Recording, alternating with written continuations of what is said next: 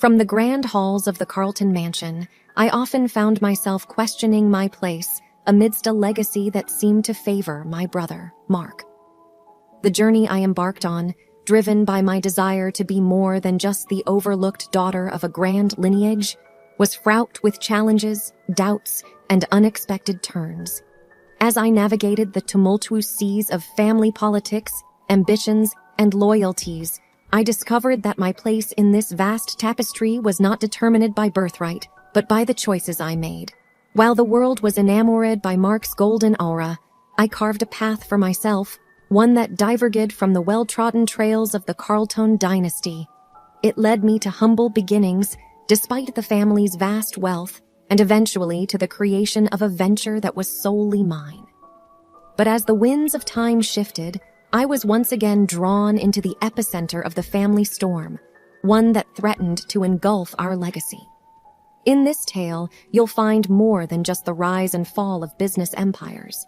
It's a deeply personal account of my struggles and triumphs, of bonds tested and mended, and of the painful realization that sometimes the heaviest chains are those that bind family together.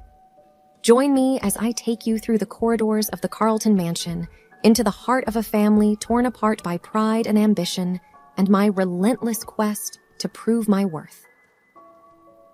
My name is Rachel, and this is my story. The ornate hallways of the Carlton Mansion echoed with the hollow sound of my footsteps as I trudged towards my room. I knew those long corridors too well.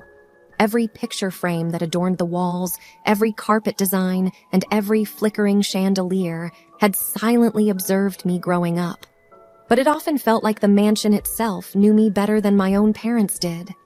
While the Carlton name was one to be reckoned with in high society, no one really knew about me, Rachel Carlton, the older sister, the overlooked daughter.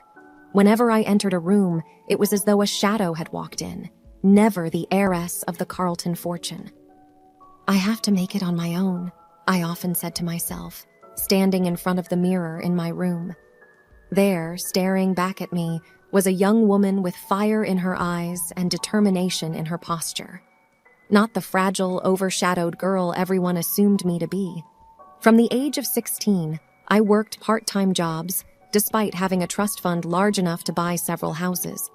I waited tables, babysat, and even took up a short stint at a bookstore. Every dime I earned went into a separate account, untouched by the Carlton name. It was my way of proving that I wasn't just the other Carlton child. I was my own person. On weekends, when I returned from my jobs, the house was always alive with the sounds of laughter and music, but it was never for me. My parents would throw lavish parties, but I was merely a part of the background. It was always about Mark, my younger brother. Mark, with his blonde hair and cherubic smile, was the apple of my parents' eyes. I remember when he was born, the mansion seemed to light up with joy. There were constant celebrations, baby showers, and even the media was abuzz with the birth of the Carlton heir.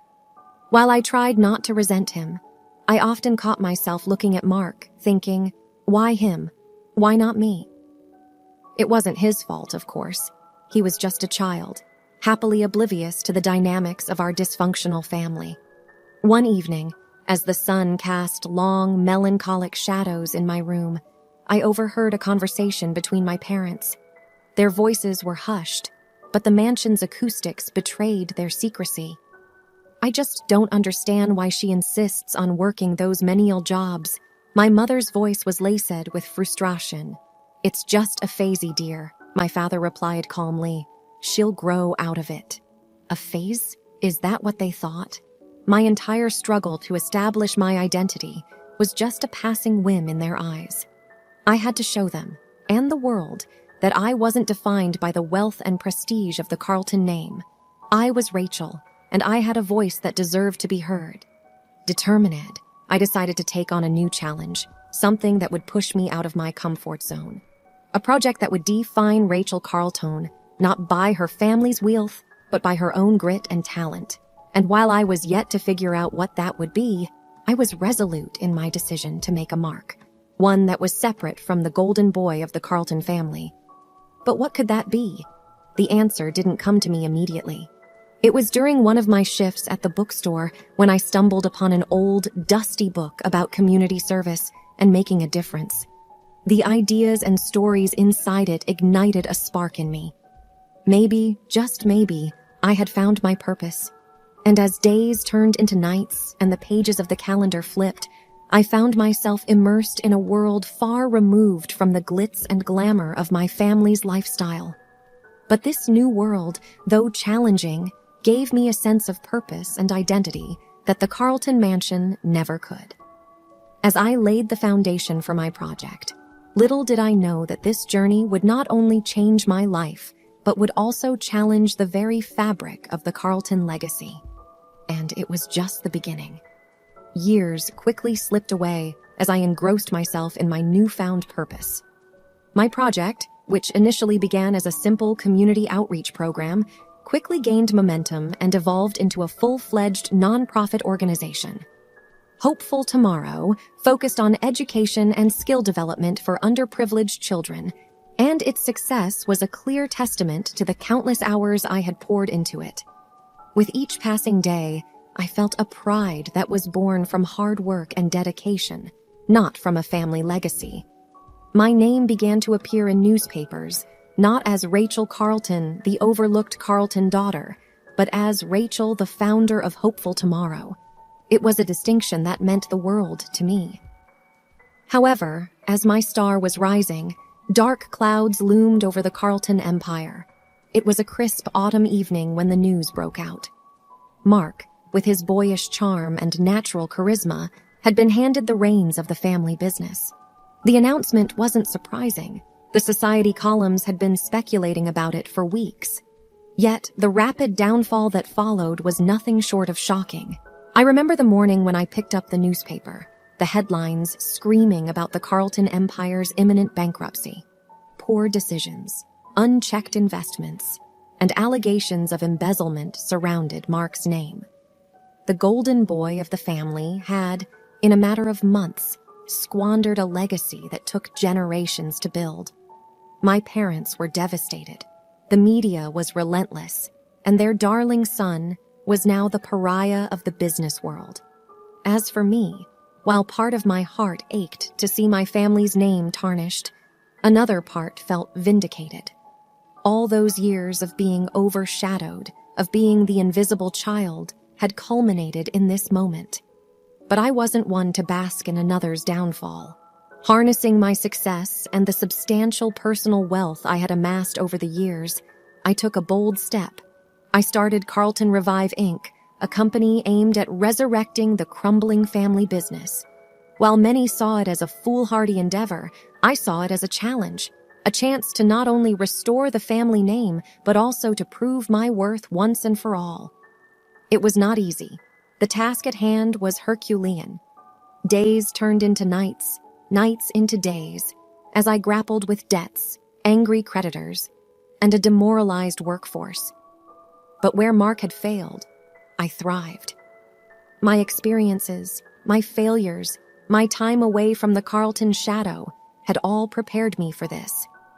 During this tumultuous time, Mark and I crossed paths more frequently than we had in our entire lives. Our conversations, once filled with veiled envy and silent resentments, now took on a different tone. "I'm so sorry, Rachel," Mark said one evening, genuine remorse in his eyes. We stood in the now nearly empty Carlton Mansion, the tangible signs of the family's decline surrounding us. "You should have never been put in a position to clean up my mess," he continued, voice breaking. "It's not just about cleaning up, Mark. It's about proving that being a Carlton doesn't mean we're entitled. We have to earn our legacy," I replied, my voice firm. As the months passed, Carlton Revive Inc. started showing signs of turning the tide. Slowly but steadily, the family business was pulled out from the brink of destruction. And as the Carlton name regained its former glory, I realized that I had not only rebuilt a company, but also mended the fractured bonds of a sibling relationship.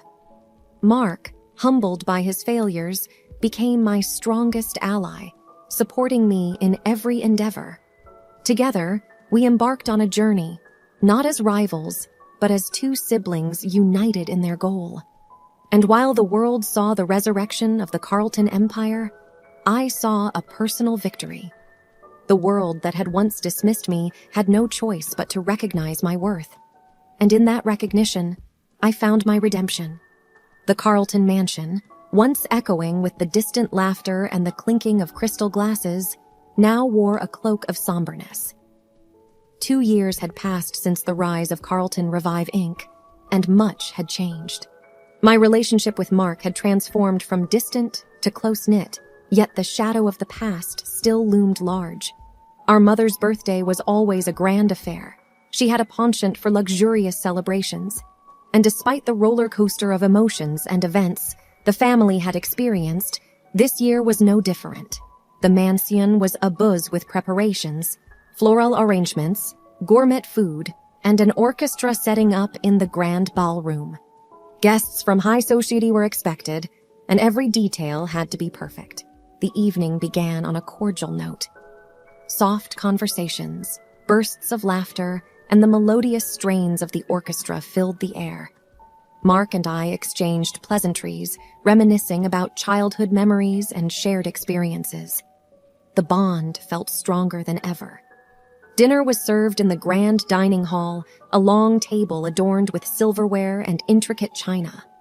It was during the dessert course, with the golden glow of the chandeliers reflecting off the crystal glassware, that our mother cleared her throat, drawing everyone's attention.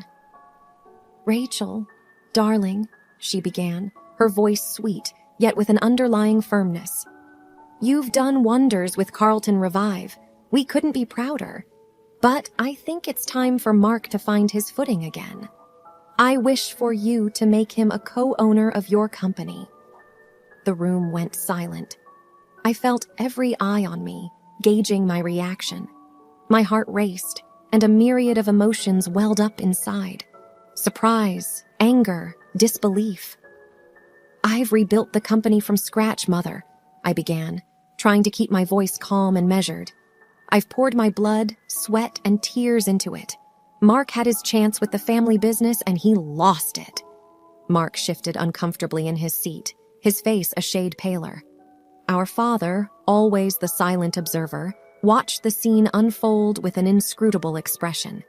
"I'm not saying this to undermine your achievements, dear," my mother continued, her tone imploring. "But he's your brother. Family looks out for each other." "And where was this family when I was overlooked and overshadowed?" I asked, my voice rising with emotion. "Where was this concern for family when I was struggling to find my place in the world?" Mark finally spoke. "Rachel, I don't want charity. I don't want a piece of your company out of pity." My mother shot him a sharp look, as if willing him to stay quiet. The tension in the room was palpable, a heavy weight that threatened to crush us all. Taking a deep breath, I finally responded. "I love you, Mark, and I want nothing but the best for you. But Carlton Revive is my creation, my child. I cannot hand it over, even if it's to my own brother." Our mother's face contorted with a mix of anger and disappointment. "If you can't support your family when they need you the most, then perhaps we have nothing more to say to each other." The aftermath of that dinner was as cold as the winter that followed. Phone calls went unanswered, invitations declined, and the once close bond between Mark and me grew distant once more. The family that had weathered storms together was now fractured, torn apart by pride, legacy, and choices. And as I walked the corridors of the mansion that had witnessed my highs and lows, I realized that sometimes the cost of standing up for what you believe in could be the very ties that bind you.